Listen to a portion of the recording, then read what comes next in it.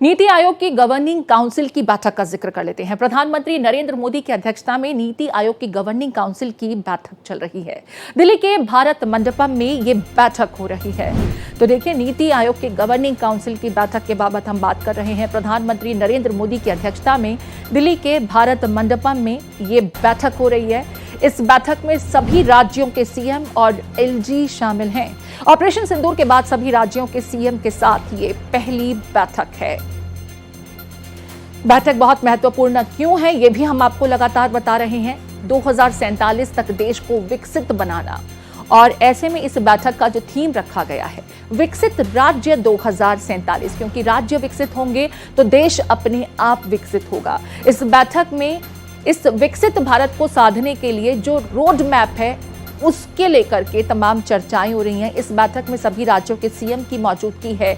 LG इसमें शिरकत कर रहे हैं। ऑपरेशन सिंदूर के बाद राज्यों के सीएम और एलजी के साथ प्रधानमंत्री नरेंद्र मोदी का ये पहला बैठक कहा जा सकता है, जिसमें विकसित भारत को लेकर के तो चर्चा होगी ही। ऑपरेशन सिंदूर के बाद सुरक्षा के लिहाज से खास करके जो सीमावर्ती राज्य हैं वहां पर क्या कुछ और प्रयास किए जाने चाहिए और क्या कुछ विकास कार्य होने चाहिए, उन्हें सुरक्षित रखने के लिए, बॉर्डर्स को सुरक्षित रखने के लिए, उस पर भी विचार विमर्श होगा, ऐसी उम्मीद की जा रही है।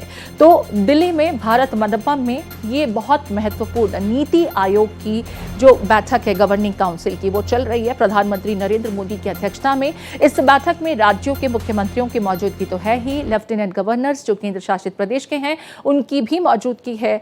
नीति आयोग से जुड़े हुए बड़े अधिकारी भी इस बैठक में शिरकत कर रहे हैं।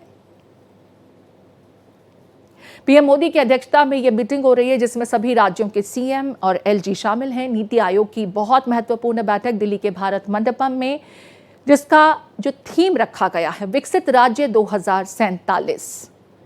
राज्य विकसित होंगे तो देश अपने आप विकसित होगा। इसमें कौन कौन शामिल है ये भी हम आपको बता रहे हैं। नीति आयोग के सदस्यों की इसमें शिरकत है। नीति आयोग के सीईओ इस बैठक में शामिल हैं। सभी राज्य और केंद्र शासित प्रदेशों के सीएम की भी मौजूदगी इस गवर्निंग काउंसिल की बैठक में हो रही है। उपराज्यपाल इसमें मौजूद हैं। केंद्रीय मंत्रियों की भी मौजूदगी इसके अंदर है।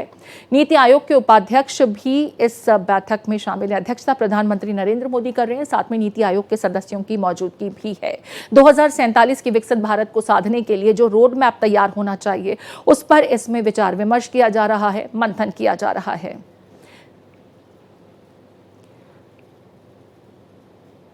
और हमारे साथ महिमा कटारिया दिल्ली से जुड़ गई हैं। महिमा का रुख कर लेते हैं। महिमा, नीति आयोग की बैठक बहुत महत्वपूर्ण, थीम भी है विकसित राज्य 2047। राज्य विकसित होंगे तो देश अपने आप विकसित होगा। क्या कुछ इस बैठक को लेकर के जानकारी इस समय आपके पास?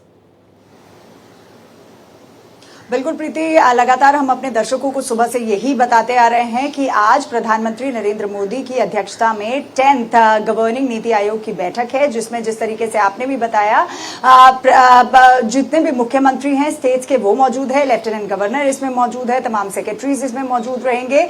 और सबसे महत्वपूर्ण बात हो जाती है कि इस बार जो 10th गवर्निंग नीति आयोग की बैठक है, इसका एजेंडा क्या रहेगा? इसका एजेंडा है विकसित राज्य विकसित भारत, यानी अगर स्टेट डेवलप होगा तो ज्यादा तरक्की जो है विकसित भारत के लिए मिलेगी। तो तमाम चीजें जो हैं वो यहां पर डिस्कस की जाएंगी। लगभग 10 बजे का वो समय था जब इस बैठक की शुरुआत हुई और अभी 3 घंटे हो चुके हैं इस बैठक को, क्योंकि भारत मंडपम में अभी प्रधानमंत्री नरेंद्र मोदी इस बैठक को चेयर कर रहे हैं, जिसमें तमाम मुख्यमंत्री मौजूद हैं। हालांकि पश्चिम बंगाल, क्योंकि आपने मुझसे सुबह भी ये सवाल किया था कि पश्चिम बंगाल की मुख्यमंत्री आएंगी नहीं आएंगी, तमाम बड़े सवाल थे, तो पश्चिम बंगाल की मुख्यमंत्री इसमें मौजूद नहीं है, केरला की मुख्यमंत्री इसमें मौजूद नहीं है, तो कई पुडुचेरी के मुख्यमंत्री इसमें मौजूद नहीं है। तो लगभग 5 ऐसी स्टेट्स हैं जिनके मुख्यमंत्री इसमें मौजूद नहीं है।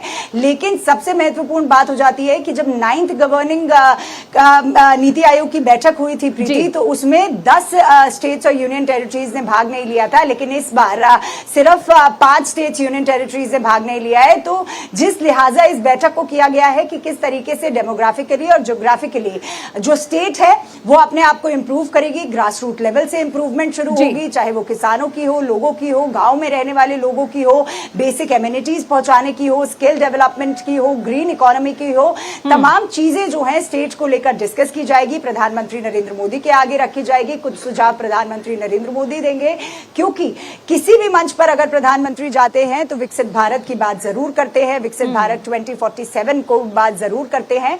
हालांकि जब दिसंबर 13 से 15 तारीख को सेक्रेटरीज की बैठक भी हुई थी, जिसमें प्रपोजल तय किया गया था कि क्या क्या ऐसे एजेंडा हो सकते हैं या क्या क्या ऐसी थीम्स हो सकती हैं जो कि विकसित भारत 2047 में काम आ सकती है। तो 2024 में जब ये बैठक हुई थी तो उसको भी, उस एजेंडा को भी इस बैठक में डिस्कस किया जाएगा। लेकिन सबसे महत्वपूर्ण बात यह है कि 3 घंटे हो चुके हैं आज की बैठक के बाद। प्रीति, कल 25 तारीख है, मुख्यमंत्री परिषद की बैठक भी प्रधानमंत्री नरेंद्र मोदी अशोका होटल में लेंगे। तो आज जो होमवर्क दिया है उसमें क्या कुछ इंप्रूवमेंट, क्या कुछ सुझाव जो हैं वो कल भी मुख्यमंत्रियों के साथ डिस्कस किया जाएगा, क्योंकि डेवलप स्टेट होगा तभी डेवलप्ड इंडिया, विकसित राज्य होंगे तभी विकसित देश हो सकता है। यहाँ पर महिमा, आपने जिन 5 राज्यों का जिक्र किया, वजह क्लियर हो पाई है क्या? ममता बनर्जी तो समझ में आता है, उनके अपने अलग डिफरेंसेस हैं और सेंट्रल और स्टेट का टसल लगातार हम खबरों में देखते हैं, लेकिन जो बाकी राज्य हैं उनकी ना यहां पर प्रेजेंट होने की वजह क्या है? प्रीति, देखिए, वजह बताना अभी बहुत मुश्किल हो जाता है क्योंकि सबके अपने अपने रीजंस होते हैं। लेकिन ये कहना भी गलत नहीं होगा कि जब बात ममता बनर्जी की आती है, जब बात नीति आयोग की बैठक की आती है, तो हमने पिछली बार भी देखा था कि कुछ ऐसे मुख्यमंत्री होते हैं जो बॉयकॉट करने की कोशिश करते हैं। लेकिन इस समय ये समझना बहुत आवश्यक हो जाता है, क्योंकि 9th गवर्निंग, अगर हम नीति आयोग की बैठक की बात करते हैं तो उसमें 3rd ट्रिलियन इकोनॉमी किस तरीके से बनेगा भारत, इस पर ज्यादा जोर दिया गया था। किस तरीके से पॉवर्टी को कम करना है, इराडिकेट करना है, उस पर जोर दिया गया था। यूथ की स्किल डेवलपमेंट पे जोर दिया गया था। लेकिन अब 10th गवर्निंग नीति आयोग की जो बैठक है प्रीति, उसमें स्टेट्स को लेकर महत्वपूर्ण बिंदु जो है प्रधानमंत्री नरेंद्र मोदी केंद्रित करेंगे। इस बिंदु पे सारा फोकस कि स्टेट को किस तरीके से डेवलप करना है, लोगों तक बेसिक एमिनिटीज कैसे पहुंचानी है, डिजिटलाइजेशन किस तरीके से होगी, ग्रीन इकोनॉमी किस तरीके से होगी, स्किल डेवलपमेंट की अगर हम बात करते हैं तो तमाम बातें हमारी यूथ के लिए बिल्कुल मल्टी एस्पेक्ट्स हैं जिस पर इस काउंसिल की बैठक में चर्चा हो रही होगी। यहाँ पर महिमा, एक चीज मैं और पूछना चाहती हूँ, ऑपरेशन सिंदूर के बाद, क्योंकि हमने सुबह भी चर्चा की थी, ये पहली बैठक है जिसमें राज्यों के मुख्यमंत्री यहाँ पर शिरकत कर रहे हैं, खास करके जम्मू कश्मीर, पंजाब, राजस्थान, जो बॉर्डरिंग स्टेट्स हैं, जो हम पाकिस्तान के साथ एलओसी जहाँ पर शेयर करते हैं, वहाँ को लेकर के खास तवज्जो क्या नजर आ रही है? इसको लेकर के कुछ चर्चा? प्रीति, देखिए, लाजमी सी बात है, क्योंकि जब हम ऑपरेशन सिंदूर की बात करते हैं तो ऑपरेशन सिंदूर के बाद ये पहली नीति आयोग की बैठक है जिसमें तमाम सुझाव प्रधानमंत्री नरेंद्र मोदी देंगे। क्योंकि आपको याद होगा, प्रधानमंत्री का साफ तौर से ये कहना था कि किसी भी तरीके की बायलैटरल टॉक्स जो है पाकिस्तान के साथ नहीं होगी। अगर बात होगी तो पीओके पे, यानी जो पाकिस्तान ऑक्यूपाइड कश्मीर है उसको लेकर होगी। तो तमाम प्रिपरेशंस जो है वो भी स्टेट के लिहाजा की जाएगी, क्योंकि हरियाणा का बॉर्डर लगता है, राजस्थान का बॉर्डर लगता है, पंजाब का बॉर्डर लगता है, और सभी के मुख्यमंत्री जो है, जम्मू कश्मीर की आपने बात की थी, उनके मुख्यमंत्री यहां मौजूद है, हरियाणा के मुख्यमंत्री इसमें मौजूद हैं। तो तमाम मुख्यमंत्री जो हैं वो इस बैठक में मौजूद हैं और इस बात को बिल्डअप किया जाएगा कि क्या ग्राउंड पे प्रिपरेशंस है, किस तरीके से बॉर्डर्स को और स्ट्रॉन्ग किया जा सकता है, ट्रांसपोर्ट के लिहाजा, क्योंकि डेवलपमेंट की बात होती है। आपको याद होगा जब प्रधानमंत्री नरेंद्र मोदी राजस्थान गए थे तो उन्होंने कई ऐसे प्रोजेक्ट्स दिए थे राजस्थान में, क्योंकि राजस्थान भी एक बॉर्डरिंग स्टेट है। तो ट्रांसपोर्ट इंफ्रास्ट्रक्चर की जब हम बात करते हैं तो उसमें